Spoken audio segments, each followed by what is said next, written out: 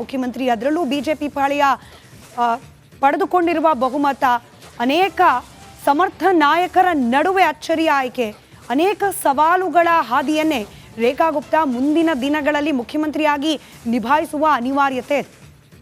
ಎಲ್ಲದರ ನಡುವೆ ಅಧಿಕಾರಕ್ಕೆ ಏರ್ತಲೇ ಮುಖ್ಯಮಂತ್ರಿಗಳು ಮಾಡಿದ್ದು ಮೊದಲ ಕಾರ್ಯ ಯಮುನಾ ಆರತಿ. ನಿಮಗೆ ಗೊತ್ತಿದೆ, ಈ ಬಾರಿಯ ದೆಹಲಿ ಚುನಾವಣೆಯಲ್ಲಿ ಯಮುನಾ ಫ್ಯಾಕ್ಟರ್ ಬಹಳ ದೊಡ್ಡ ಪಾತ್ರವನ್ನು ನಿರ್ವಹಿಸಿದೆ.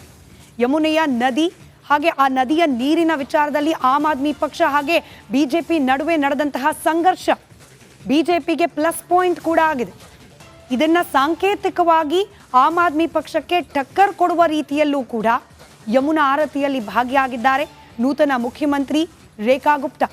ಕೇವಲ ಏಕಾಂಗಿಯಾಗಲ್ಲ, ಸಂಪುಟದ ಜೊತೆಯಲ್ಲೇ ನೂತನವಾಗಿ ಸಚಿವರಾಗಿ ಪ್ರಮಾಣ ವಚನ ಸ್ವೀಕರಿಸಿದ ತಮ್ಮ ಸಂಪುಟದ ಸಹೋದ್ಯೋಗಿಗಳ ಜೊತೆಯಲ್ಲೇ ಯಮುನಾ ಆರತಿಯಲ್ಲಿ ಭಾಗಿಯಾಗಿದ್ದಾರೆ ದೆಹಲಿಯ ನೂತನ ಮುಖ್ಯಮಂತ್ರಿ. ಯಮುನಾ ಶುದ್ಧೀಕರಣಕ್ಕೆ ಹೊಸ ಸರ್ಕಾರ ಬದ್ಧವಾಗಿದೆ ಅನ್ನೋ ಸಂದೇಶವನ್ನ ಈಗ ಆಲ್ರೆಡಿ ಪ್ರಾರಂಭ ಮಾಡಿದ್ದಾರೆ. ಮುಖ್ಯಮಂತ್ರಿ ಆಯ್ಕೆಯೇ ಆಗಿರಲಿಲ್ಲ, ಆಲ್ರೆಡಿ ಯಮುನಾ ಶುದ್ಧೀಕರಣ ಕಾರ್ಯ ಕೂಡ ಪ್ರಾರಂಭವಾಗಿರುವ ವಿಚಾರ ನಿಮ್ಮ ಗಮನಕ್ಕೆ ಬಂದೇ ಇರುತ್ತೆ. ದೆಹಲಿ ಜನತೆಗೆ ನೂತನ ಮುಖ್ಯಮಂತ್ರಿ ಈ ಯಮುನಾ ಆರತಿ, ಯಮುನಾ ಶುದ್ಧೀಕರಣ ಕಾರ್ಯದ ಮೂಲಕ ಖಡಕ್ ಸಂದೇಶವನ್ನ, ಯಾವ ರೀತಿ ಯಮುನಾ ಫ್ಯಾಕ್ಟರ್ನಿಂದಾಗಿ ಬಿಜೆಪಿಗೆ ಗೆಲುವಾಗಲಿಕ್ಕೆ ಸಹಕರಿಸಿದ್ರೋ ಮತದಾರರು, ಆ ಉದ್ದೇಶವನ್ನ ಈಡೇರಿಸ್ತೇವೆ ಅನ್ನೋ ಸಂದೇಶವನ್ನ ರವಾನೆ ಮಾಡೋ ಪ್ರಯತ್ನವನ್ನ ಮಾಡ್ತಾ ಇದ್ದಾರೆ. ಇನ್ನು ನಾವಾಗಲೇ ವರದಿಯಲ್ಲಿ ಹೇಳಿದ ಹಾಗೆ ದೆಹಲಿ ಕಾಣ್ತಾ ಇರುವ 4ನೇ ಮಹಿಳಾ ಮುಖ್ಯಮಂತ್ರಿ. ಇವರ ರಾಜಕೀಯ ಹಿನ್ನೆಲೆಯನ್ನ ಕೂಡ ಕ್ವಿಕ್ ಆಗಿ ಗಮನಿಸ್ತಾ ಹೋಗೋಣ. ಮುನ್ಸಿಪಾಲಿಟಿ ರಾಜಕೀಯದಲ್ಲಿ ಅನುಭವ ಹೊಂದಿರುವವರು ರೇಖಾ ಗುಪ್ತಾ. ಸ್ಥಳೀಯ ಸಮಸ್ಯೆಗಳ ಬಗ್ಗೆ ಹೀಗಾಗಿ ಅವರಿಗೆ ಗ್ರಾಸ್ ರೂಟ್ ಲೆವೆಲ್ ಪೊಲಿಟಿಷಿಯನ್ ಆಗಿ ಮೇಲ್ಬಂದವರಾಗಿರೋದ್ರಿಂದ ಪರಿಪೂರ್ಣವಾದ ಅರಿವಿದೆ ಅನ್ನೋ ವಿಶ್ವಾಸ ಬಿಜೆಪಿ ಪಕ್ಷಕ್ಕಿದೆ. ರಸ್ತೆ, ನೀರು ಇದೆಲ್ಲದರ ಬಗ್ಗೆ ಅವರಿಗೆ ಸಾಕಷ್ಟು ನಿಗಾ ಇದೆ ಅನ್ನೋದು ಕೂಡ ಅವರ ಈ ರಾಜಕೀಯ ಹಾದಿಯನ್ನ ಗಮನಿಸಿದಾಗ ಅರಿವಾಗತ್ತೆ. 2 ಬಾರಿ ಕೌನ್ಸಿಲರ್ ಆಗಿ ಕಾರ್ಯವನ್ನ ನಿರ್ವಹಿಸಿದ್ದಾರೆ. ಹೀಗಾಗಿ ದೆಹಲಿಯ ಮೂಲಭೂತ ಸಮಸ್ಯೆಗಳೇನು ಅನ್ನೋದರ ಅರಿವು ರೇಖಾ ಗುಪ್ತಾ ಅವರಿಗಿದೆ. ತಳಮಟ್ಟದ ಕಾರ್ಯಕರ್ತರ ಜೊತೆಯಲ್ಲಿ ನಿತ್ಯ ಒಡನಾಟ ಇರೋದ್ರಿಂದ ಪಕ್ಷ ಸಂಘಟನೆ ದೃಷ್ಟಿಯಲ್ಲೂ ಕೂಡ ರೇಖಾ ಗುಪ್ತಾ ಆಯ್ಕೆ ಸರಿಯಾಗಿದೆ ಅನ್ನೋ ಲೆಕ್ಕಾಚಾರ ಬಿಜೆಪಿಯದು. ಇನ್ನು ವಿರೋಧ ಪಕ್ಷವಾದ ಆಮ್ ಆದ್ಮಿ ಪಕ್ಷಕ್ಕೆ ಟಕ್ಕರ್ ಕೊಡೋ ಸಾಮರ್ಥ್ಯ ಇದೆ. ಈಗ ಆಲ್ರೆಡಿ ಸೋಷಿಯಲ್ ಮೀಡಿಯಾ ಬಳಕೆದಾರರಿಗೆ ಇದು ಗಮನಕ್ಕೆ ಬಂದಿರುತ್ತೆ. ಅರವಿಂದ್ ಕೇಜ್ರಿವಾಲ್ ಅವರ ವಿರುದ್ಧ ಹಿಂದೆ ರೇಖಾ ಗುಪ್ತಾ ಜಸ್ಟ್ ಕಾರ್ಯಕರ್ತರಾಗಿದ್ದ ಸಂದರ್ಭದಲ್ಲಿ ಹಾಗೆ MLA ಕ್ಯಾಂಡಿಡೇಟ್ ಆಗಿ ಚುನಾವಣೆಯನ್ನ ಎದುರಿಸೋ ಸಂದರ್ಭದಲ್ಲಿ ರೇಖಾ ಗುಪ್ತಾ ಅವರು ಮಾಡ್ತಾ ಇದ್ದ ಟ್ವೀಟ್ಗಳು ಇದೀಗ ವೈರಲ್ ಆಗಿ ಹರಿದಾಡ್ತಾ ಇದೆ.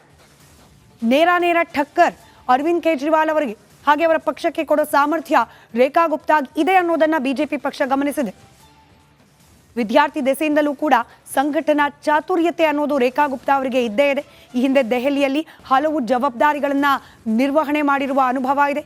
ಮುನ್ಸಿಪಾಲಿಟಿ ಮಹಿಳಾ ಅಭಿವೃದ್ಧಿ ಸಮಿತಿಯ ಅಧ್ಯಕ್ಷೆಯಾಗಿದ್ದವರು ರೇಖಾ ಗುಪ್ತಾ. ವಿದ್ಯಾರ್ಥಿನಿಯರ ಶಿಕ್ಷಣಕ್ಕೆ ಅಂತ ಹೇಳಿ ಅವರು ರೂಪಿಸಿದಂತಹ ಸುಮೇಧಾ ಯೋಜನೆ ಬಹಳ ಯಶಸ್ವಿಯಾಗಿತ್ತು. ಇದರಿಂದ ಸಹಸ್ರಾರು ವಿದ್ಯಾರ್ಥಿನಿಯರಿಗೆ ಲಾಭ ಆಗಿದೆ. ಶಾಲಿಮಾರ್ ಭಾಗ್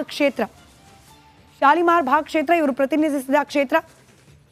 ಅಚ್ಚರಿ ಅಂದರೆ ಇದೇ ಕ್ಷೇತ್ರದಿಂದ ಆಯ್ಕೆಯಾಗಿರುವ 2ನೇ ಮುಖ್ಯಮಂತ್ರಿ ಇವರು. ಈ ಹಿಂದೆ ಸಾಹಿಬ್ ಸಿಂಗ್ ವರ್ಮಾ ಪ್ರತಿನಿಧಿಸಿದ್ರು. 1996ರಿಂದ 98ರವರೆಗೆ ಮುಖ್ಯಮಂತ್ರಿಗಳಾಗಿ ಕಾರ್ಯವನ್ನ ನಿರ್ವಹಿಸಿದ್ರು ಸಾಹಿಬ್ ಅವರು. ಇನ್ನು ಆಮ್ ಆದ್ಮಿ ಪಕ್ಷದ ಬಂಧನ್ ಕುಮಾರಿ ಅವರ ವಿರುದ್ಧವಾಗಿ ಇದೇ ಕ್ಷೇತ್ರದಿಂದ ಕಣಕ್ಕಿಳಿದ ರೇಖಾ ಗುಪ್ತಾ ಜಯ ಗಳಿಸಿದ್ದಾರೆ. 29,595 ಮತಗಳಿಂದ ರೇಖಾ ಗುಪ್ತಾ ಗೆಲುವನ್ನ ಸಂಪಾದಿಸಿ ಕೇವಲ ಶಾಸಕಿಯಾಗಿ ಮಾತ್ರವಲ್ಲ ಮುಖ್ಯಮಂತ್ರಿಯಾಗಿಯೂ ಕೂಡ ಆಯ್ಕೆಯಾಗಿದ್ದಾರೆ. ಈಗ 27 ವರ್ಷಗಳಲ್ಲಿ 16 ವರ್ಷ ದೆಹಲಿಯನ್ನ ಆಳಿರೋದು ಮಹಿಳಾ ಮುಖ್ಯಮಂತ್ರಿಗಳೇ. ಹಾಗಂದ ಮಾತ್ರಕ್ಕೆ ಆಯ್ಕೆ ಏನೋ ಆಯ್ತು, ಇನ್ನು ಮುಂದಿನ ಹಾದಿ ಸುಲಭವಾ? ಹೂವಿನ ಹಾಸಿಗೆ ಖಡಾಖಂಡಿತವಾಗಿಯೂ ಅಲ್ಲ ದೆಹಲಿ ಸಿಎಂ ಗಾದಿ. ಗೆದ್ದಷ್ಟೇ ಈಗ ಆಡಳಿತ ನಿರ್ವಹಣೆ ಕೂಡ ಸವಾಲಾಗೇ ಇದೆ. ಅನೇಕ ಮೂಲಭೂತ ಸಮಸ್ಯೆಗಳು, ವಾಯು ಮಾಲಿನ್ಯ ಫಾರ್ ಎಕ್ಸಾಂಪಲ್, ವಾಯು ಮಾಲಿನ್ಯವನ್ನ ನಿಯಂತ್ರಣಕ್ಕೆ ತರೋ ಹೊಣೆ ಇದೀಗ ಆದ್ಯತೆಯ ಆಧಾರದ ಮೇಲೆ ನಿರ್ವಹಣೆ ಮಾಡಲೇಬೇಕಾದ ಪರಿಸ್ಥಿತಿ ಇದೆ. ದೇಶದಲ್ಲೇ ದೆಹಲಿಯಲ್ಲಿ ಹೆಚ್ಚು ವಾಯು ಮಾಲಿನ್ಯ ಇದೆ. ಇದನ್ನು ಕಂಟ್ರೋಲ್ಗೆ ತರಲೇಬೇಕು. ಹಾಗೆ ಮತದಾರರಿಗೆ ಚುನಾವಣೆ ಸಂದರ್ಭದಲ್ಲಿ ಭರವಸೆ ಕೊಟ್ಟಂತೆ ಯಮುನಾ ನದಿ ಶುದ್ಧೀಕರಣ ಅದು ಕೂಡ ತ್ವರಿತ ಗತಿಯಲ್ಲಿ ಆಗಲೇಬೇಕು. ಆದರೆ ಸುಲಭದ ಟಾಸ್ಕ್ ಅಲ್ಲ ಅದು. 3 ವರ್ಷಗಳಲ್ಲಿ ಯಮುನೆಯನ್ನ ಶುದ್ಧ ಮಾಡುವ ಭರವಸೆಯನ್ನ ಬಿಜೆಪಿ ಕೊಡ್ತಾ ಇದೆ. ನಿರ್ವಹಣೆ ಮಾಡಲೇಬೇಕಾದ ಅನಿವಾರ್ಯತೆ ಕೂಡ ನೂತನ ಮುಖ್ಯಮಂತ್ರಿಗಳ ಮೇಲಿದೆ. ಇದರ ಜೊತೆಗೆ ಕಸ ಸಮಸ್ಯೆ ಅದನ್ನ ಬಗೆಹರಿಸೋ ಬಗ್ಗೆ ಕೂಡ ಗಮನ ಕೊಡಬೇಕಾಗಿದೆ. ಈ ಮೂಲಭೂತ ಸೌಕರ್ಯವನ್ನ ಒದಗಿಸೋದು ಕೂಡ ಸುಲಭದ ಟಾಸ್ಕ್ ಇಲ್ಲ. ಇದರ ಜೊತೆಗೆ ಮತ್ತೊಂದು ದೊಡ್ಡ ಜವಾಬ್ದಾರಿ ಉಚಿತ ಯೋಜನೆಗಳಿಗೆ ಹಣವನ್ನು ಕ್ರೋಢೀಕರಣ ಮಾಡುವುದು. ಆಮ್ ಆದ್ಮಿ ಪಕ್ಷ ಅದೊಂದು ಕಲ್ಚರನ್ನು ದೆಹಲಿಯ ಮತದಾರರಲ್ಲಿ ರೂಢಿಸಿಬಿಟ್ಟಿದೆ. ಹೀಗಾಗಿ ಹಠಾತ್ತಾಗಿ ಹಿಂದಿನ ಯೋಜನೆಗಳನ್ನು ಸ್ಟಾಪ್ ಮಾಡಿದ್ರೆ ಬಿಜೆಪಿಯ ವಿರುದ್ಧವಾಗಿ ಮತದಾರರ ಮನಸ್ಸಿನಲ್ಲಿ ಅಭಿಪ್ರಾಯ ಮೂಡೋ ಭಯ ಕೂಡ ಇದೆ. ಹೀಗಾಗಿ ಹಳೆ ಯೋಜನೆಗಳನ್ನು ಮುಂದುವರಿಸೋ ಬಗ್ಗೆ ಅಭಯವನ್ನು ಕೂಡ ನೀಡಬೇಕು. ವಿಶೇಷವಾಗಿ ಮಹಿಳಾ ಮತದಾರರು ಪ್ರತಿ ತಿಂಗಳು 2,500 ರೂಪಾಯಿ ಕೊಡೋ ಆಶ್ವಾಸನೆ ಅದನ್ನು ನಿಭಾಯಿಸಬೇಕು. 500 ರೂಪಾಯಿಗೆ ಬಡವರ್ಗಕ್ಕೆ ಸಿಲಿಂಡರ್ ನೀಡುವ ಅಭಯ ಕೊಟ್ಟಿದ್ದಾರೆ, ಅದನ್ನು ಕೂಡ ನಿರ್ವಹಿಸಬೇಕು. ಇದರ ಜೊತೆಗೆ ಆಮ್ ಆದ್ಮಿ ಪಕ್ಷ ಕೊಡ್ತಾ ಇರುವ ಫ್ರೀ ಬಿಗಳನ್ನು ಮುಂದುವರಿಸುವ ಹೊಣೆಗಾರಿಕೆ ಕೂಡ ಇದೆ. ನಿರುದ್ಯೋಗ ಸಮಸ್ಯೆಯನ್ನು ನಿರ್ಮೂಲನೆ ಮಾಡಬೇಕು. ಡಬಲ್ ಎಂಜಿನ್ ಅಡ್ವಾಂಟೇಜ್ ಮಧ್ಯೆ ಕೂಡ ಇರುವ ಎಲ್ಲ ಸವಾಲುಗಳನ್ನು ಹೇಗೆ ನಿರ್ವಹಿಸ್ತಾರೆ ರೇಖಾ ಅನ್ನೋದು ಸದ್ಯಕ್ಕೆ ಕುತೂಹಲದ ಸಂಗತಿ. ಹೀಗಾಗೇನೆ ರೇಖಾ ಗುಪ್ತಾ ಅವರ ಮುಂದಿನ ಹಾದಿ ತಂತಿ ಮೇಲಿನ ನಡಿಗೆ ಅಂದರೂ ಕೂಡ ತಪ್ಪಾಗಲಾರದು. ಮುಂದಿನ ಮುಖ್ಯಮಂತ್ರಿ, ಅದರಲ್ಲೂ ಬಿಜೆಪಿ ಪಾಳೆಯ ಪಡೆದುಕೊಂಡಿರುವ ಬಹುಮತ, ಅನೇಕ ಸಮರ್ಥ ನಾಯಕರ ನಡುವೆ ಅಚ್ಚರಿಯ ಆಯ್ಕೆ, ಅನೇಕ ಸವಾಲುಗಳ ಹಾದಿಯನ್ನೇ ರೇಖಾ ಗುಪ್ತಾ ಮುಂದಿನ ದಿನಗಳಲ್ಲಿ ಮುಖ್ಯಮಂತ್ರಿಯಾಗಿ ನಿಭಾಯಿಸುವ ಅನಿವಾರ್ಯತೆ ಇದೆ. ಎಲ್ಲದರ ನಡುವೆ ಅಧಿಕಾರಕ್ಕೆ ಏರ್ತಲೇ ಮುಖ್ಯಮಂತ್ರಿಗಳು ಮಾಡಿದ್ದು ಮೊದಲ ಕಾರ್ಯ ಯಮುನಾ ಆರತಿ. ನಿಮಗೆ ಗೊತ್ತಿದೆ, ಈ ಬಾರಿಯ ದೆಹಲಿ ಚುನಾವಣೆಯಲ್ಲಿ ಯಮುನಾ ಫ್ಯಾಕ್ಟರ್ ಬಹಳ ದೊಡ್ಡ ಪಾತ್ರವನ್ನು ನಿರ್ವಹಿಸಿದೆ. ಯಮುನೆಯ ನದಿ ಹಾಗೆ ಆ ನದಿಯ ನೀರಿನ ವಿಚಾರದಲ್ಲಿ ಆಮ್ ಆದ್ಮಿ ಪಕ್ಷ ಹಾಗೆ ಬಿಜೆಪಿ ನಡುವೆ ನಡೆದಂತಹ ಸಂಘರ್ಷ ಬಿಜೆಪಿಗೆ ಪ್ಲಸ್ ಪಾಯಿಂಟ್ ಕೂಡ ಆಗಿದೆ. ಇದನ್ನು ಸಾಂಕೇತಿಕವಾಗಿ ಆಮ್ ಆದ್ಮಿ ಪಕ್ಷಕ್ಕೆ ಟಕ್ಕರ್ ಕೊಡುವ ರೀತಿಯಲ್ಲೂ ಕೂಡ ಯಮುನಾ ಆರತಿಯಲ್ಲಿ ಭಾಗಿಯಾಗಿದ್ದಾರೆ ನೂತನ ಮುಖ್ಯಮಂತ್ರಿ ರೇಖಾ ಗುಪ್ತಾ. ಕೇವಲ ಏಕಾಂಗಿಯಾಗಲ್ಲ, ಸಂಪುಟದ ಜೊತೆಯಲ್ಲೇ ನೂತನವಾಗಿ ಸಚಿವರಾಗಿ ಪ್ರಮಾಣ ವಚನ ಸ್ವೀಕರಿಸಿದ ತಮ್ಮ ಸಂಪುಟದ ಸಹೋದ್ಯೋಗಿಗಳ ಜೊತೆಯಲ್ಲೇ ಯಮುನಾ ಆರತಿಯಲ್ಲಿ ಭಾಗಿಯಾಗಿದ್ದಾರೆ ದೆಹಲಿಯ ನೂತನ ಮುಖ್ಯಮಂತ್ರಿ. ಯಮುನಾ ಶುದ್ಧೀಕರಣಕ್ಕೆ ಹೊಸ ಸರ್ಕಾರ ಬದ್ಧವಾಗಿದೆ ಅನ್ನೋ ಸಂದೇಶವನ್ನು ಈಗ ಆಲ್ರೆಡಿ ಪ್ರಾರಂಭ ಮಾಡಿದ್ದಾರೆ. ಮುಖ್ಯಮಂತ್ರಿ ಆಯ್ಕೆಯೇ ಆಗಿರಲಿಲ್ಲ, ಆಲ್ರೆಡಿ ಯಮುನಾ ಶುದ್ಧೀಕರಣ ಕಾರ್ಯ ಕೂಡ ಪ್ರಾರಂಭವಾಗಿರುವ ವಿಚಾರ ನಿಮ್ಮ ಗಮನಕ್ಕೆ ಬಂದೇ ಇರುತ್ತೆ.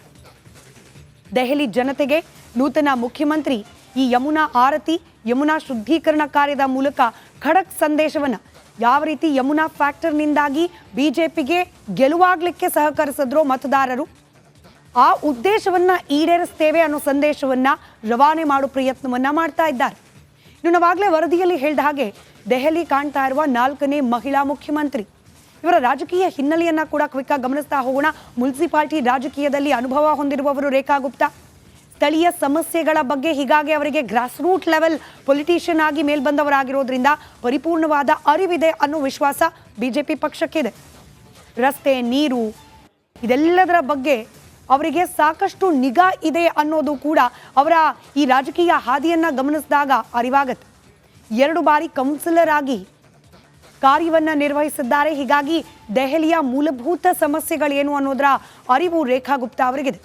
ತಳಮಟ್ಟದ ಕಾರ್ಯಕರ್ತರ ಜೊತೆಯಲ್ಲಿ ನಿತ್ಯ ಒಡನಾಟ ಇರೋದ್ರಿಂದ ಪಕ್ಷ ಸಂಘಟನೆ ದೃಷ್ಟಿಯಲ್ಲೂ ಕೂಡ ರೇಖಾ ಗುಪ್ತಾ ಆಯ್ಕೆ ಸರಿಯಾಗಿದೆ ಅನ್ನೋ ಲೆಕ್ಕಾಚಾರ ಬಿಜೆಪಿಯದು. ಇನ್ನು ವಿರೋಧ ಪಕ್ಷವಾದ ಆಮ್ ಆದ್ಮಿ ಪಕ್ಷಕ್ಕೆ ಟಕ್ಕರ್ ಕೊಡೋ ಸಾಮರ್ಥ್ಯ ಇದೆ. ಈಗ ಆಲ್ರೆಡಿ ಸೋಷಿಯಲ್ ಮೀಡಿಯಾ ಬಳಕೆದಾರರಿಗೆ ಇದು ಗಮನಕ್ಕೆ ಬಂದಿರುತ್ತೆ. ಅರವಿಂದ್ ಕೇಜ್ರಿವಾಲ್ ಅವರ ವಿರುದ್ಧ ಹಿಂದೆ ರೇಖಾ ಗುಪ್ತಾ ಜಸ್ಟ್ ಕಾರ್ಯಕರ್ತರಾಗಿದ್ದ ಸಂದರ್ಭದಲ್ಲಿ ಹಾಗೆ MLA ಕ್ಯಾಂಡಿಡೇಟ್ ಆಗಿ ಚುನಾವಣೆಯನ್ನು ಎದುರಿಸೋ ಸಂದರ್ಭದಲ್ಲಿ ರೇಖಾ ಗುಪ್ತಾ